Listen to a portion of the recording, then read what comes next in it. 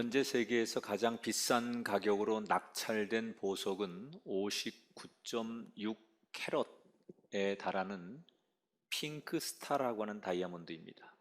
1999년도에 채굴된 원래 원석은 132.5캐럿이었는데 이걸 이제 가공해서 만든 게 59.6캐럿의 핑크스타라는 다이아몬드입니다. 지난 2017년 4월에 홍콩에서 그 경매가 됐는데 7,120만 달러, 우리 돈으로 약 805억 원에 낙찰이 됐습니다. 예나 지금이나 다이아몬드는 많은 사람들로부터 선망의 대상이 되고 있는데 무엇이 다이아몬드를 그렇게 아름답게 만드는 것일까? 여러 가지 이유가 있겠지만 우리가 주목할 게 하나 있습니다. 이 다이아몬드라는 게 처음부터 예쁜 모습으로 빛났던 게 아니라는 점입니다. 처음에 세상에 나올 때만 해도 투박하고 또 볼품없는 원석이죠.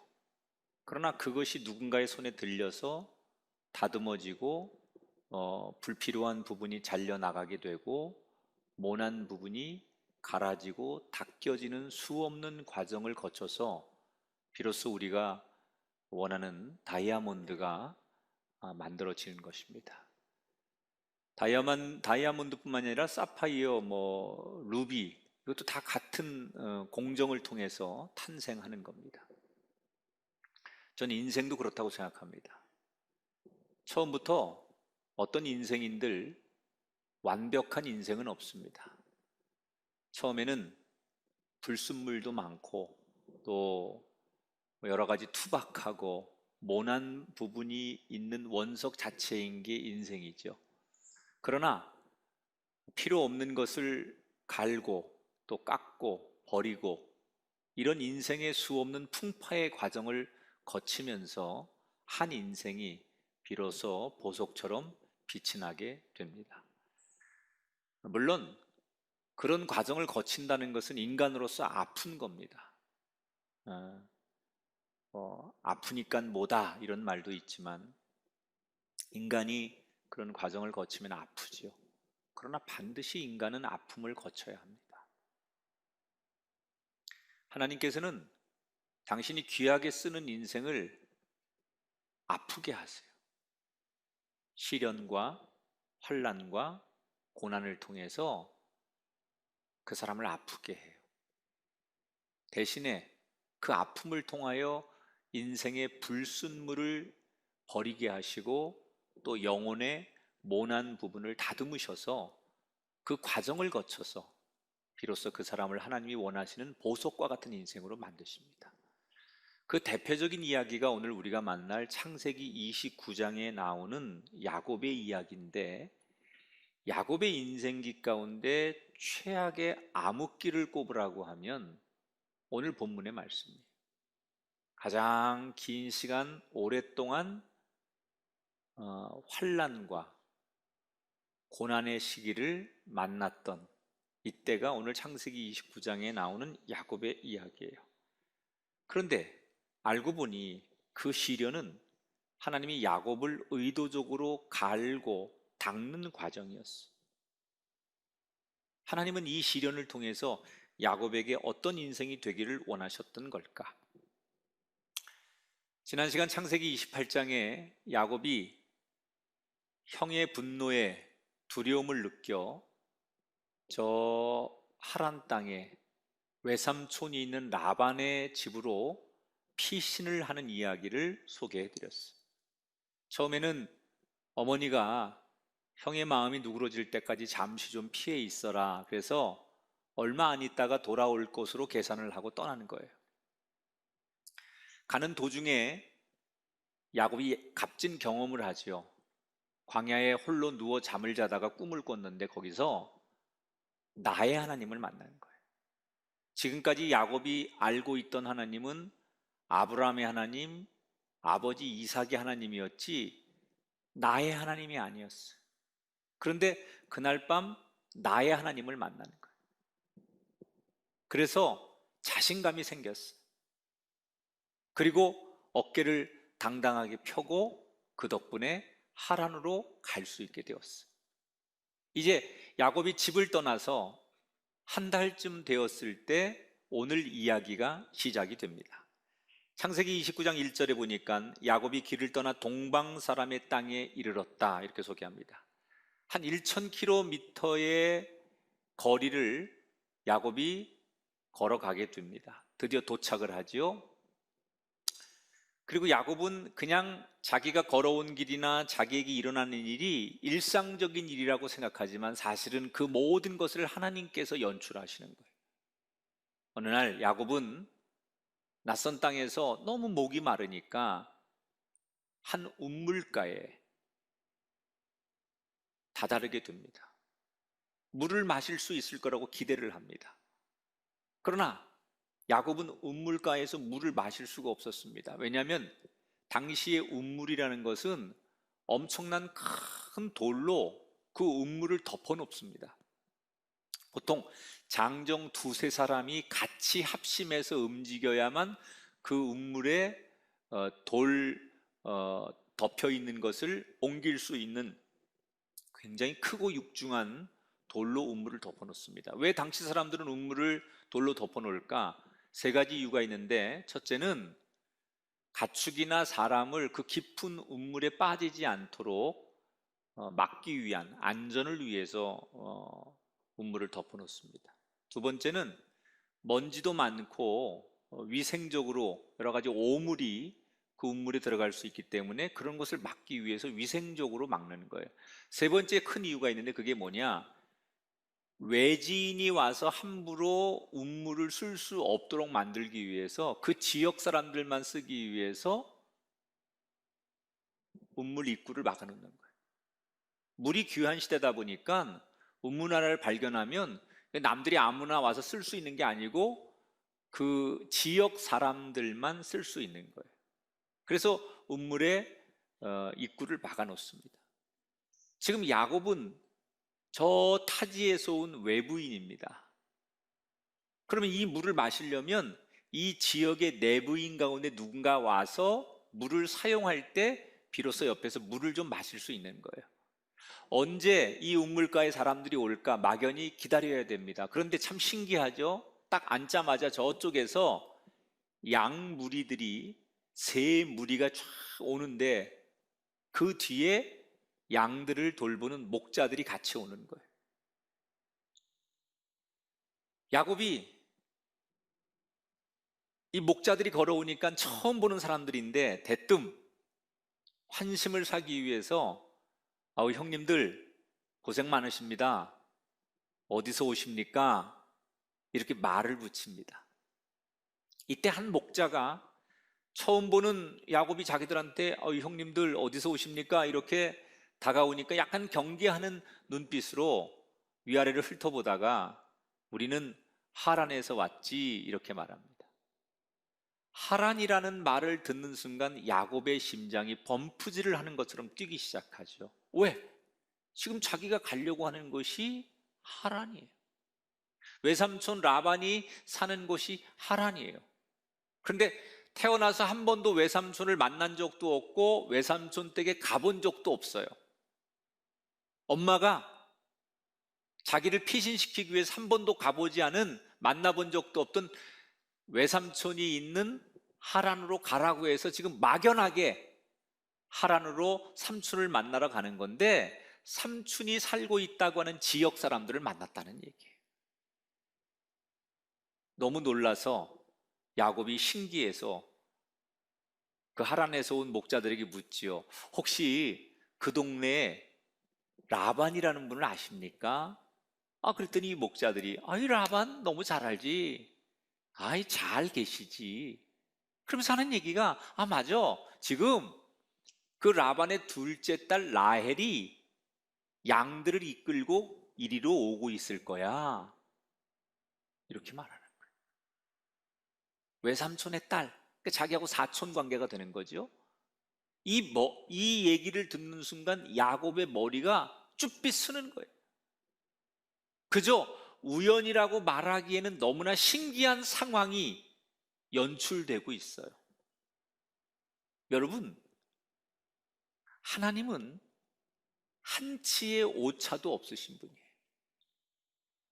하나님께서 야곱에게 광야에서 내가 너를 떠나지 않을 것이고 너를 지킬 것이라고 약속하셨어요. 그 약속을 지금 지키시는 거예요. 한치의 오차도 없이 야곱을 하란 땅에 삼촌이 있는 곳까지 인도하셨다는 얘기고, 지금 그 삼촌을 만나기에 가장 정확한 사람들을 옆에 세우신 거예요. 우리가 만나는 하나님의 은혜 중에 제일 큰 은혜는 나도 모르는 사이에 내 발걸음을 복된 자리로 인도하시는 하나님. 나는 그냥 걷는다고 걷고 나는 오늘도 살아간다고 살아가는데, 내가 전혀 의도하지 않게 하나님이 내 발걸음을, 내 인생을 지나고 보니 가장 복된 자리, 가장 축복된 곳으로 인도하시는 하나님을 경험하는 것. 여러분에게 그런 은혜가 있게 되기를 주의 이름으로 축원합니다. 이 이야기는 4,000년 전 이야기예요. 하나님께서 야곱에게 내가 너를 지키리라, 내가 너를 도우리라, 이렇게 약속하셨어요. 근데 하나님이 야곱에게 그 광야에서, 그 꿈에서 말로만 그러신 게 아니라 그 말한 것을 반드시 하나님께서 실천하시고 지키신다는 거예요. 여러분, 저와 여러분에게 하나님은 오늘도 약속의 말씀으로 다가오셨어요. 그 많은 하나님의 말씀을 듣고 이게 하나님의 언약의 약속임을 믿는다면, 하나님은 그저 말로만 우리에게 약속하는 분이 아니라 그 말씀하신 것을 반드시 지키기 위해 오늘도 야곱에게 행하셨던 것처럼 저와 여러분의 인생에 행하고 계신 하나님임을 기억하고 그 하나님을 만나게 되기를 주의 이름으로 축원합니다.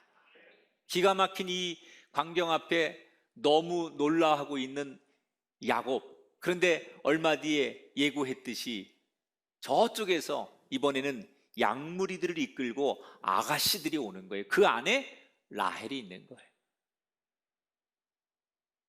딱 여러분 그런 거 혹시 해보셨어요? 첫눈에 그냥 뿅 간다, 이런 거. 사람을 보고서 이렇게 그냥 첫눈에 그냥 완전히 마음을 뺏겨본 경우가 있어요? 야곱이 그런 거예요. 저쪽에서 아가씨들 오는데 그 중에 라헬이 있는데 라헬을 딱 보는 순간, 누가 라헬인지 몰라요. 그런데 라헬을 딱 보는 순간 완전히 내 스타일이야. 그 야곱이 완전히 반한 거예요.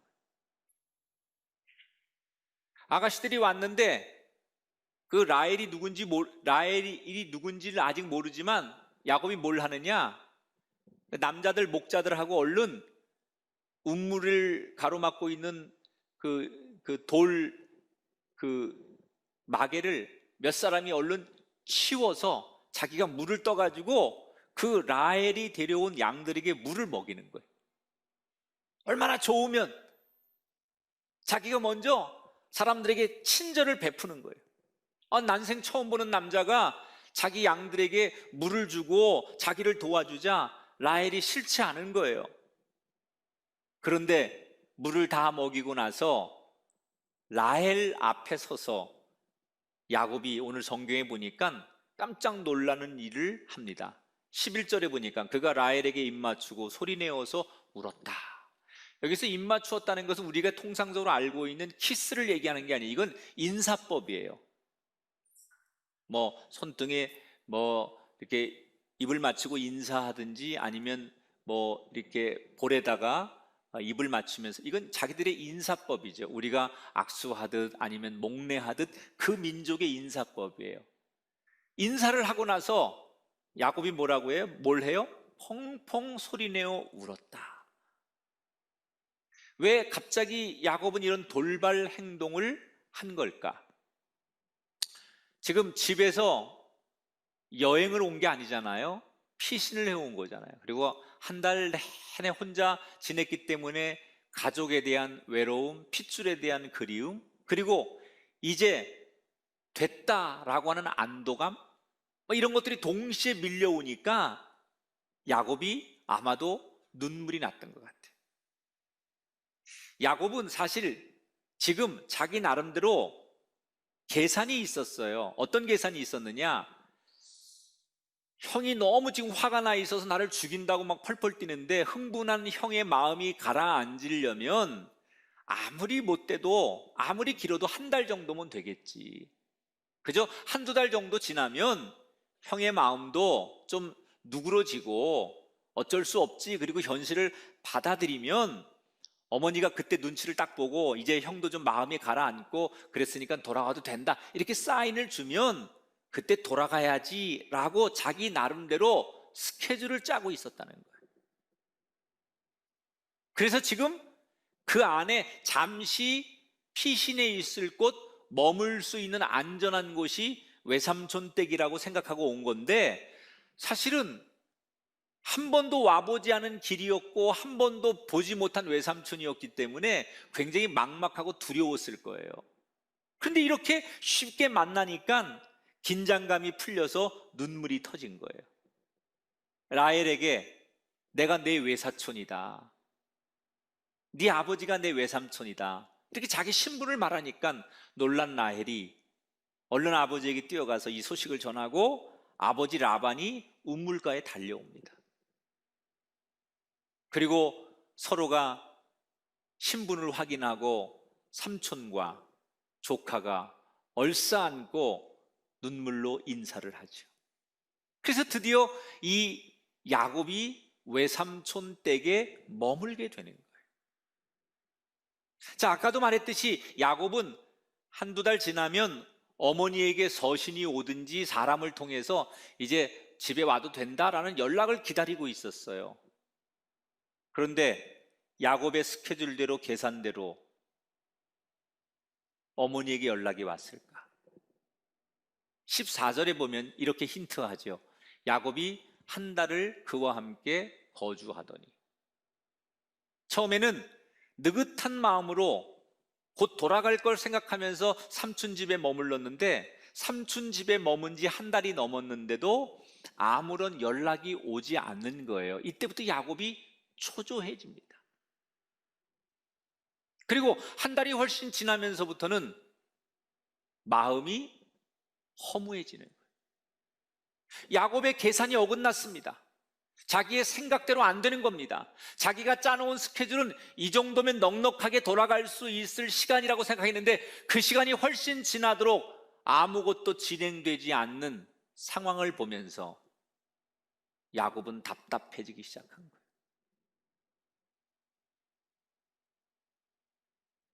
자기들의 계획은, 엄마의 계획도 아들의 계획도 몇 달 있으면 만날 거라고 생각했는데 자기들이 짜놓은 계획대로 안 돼요.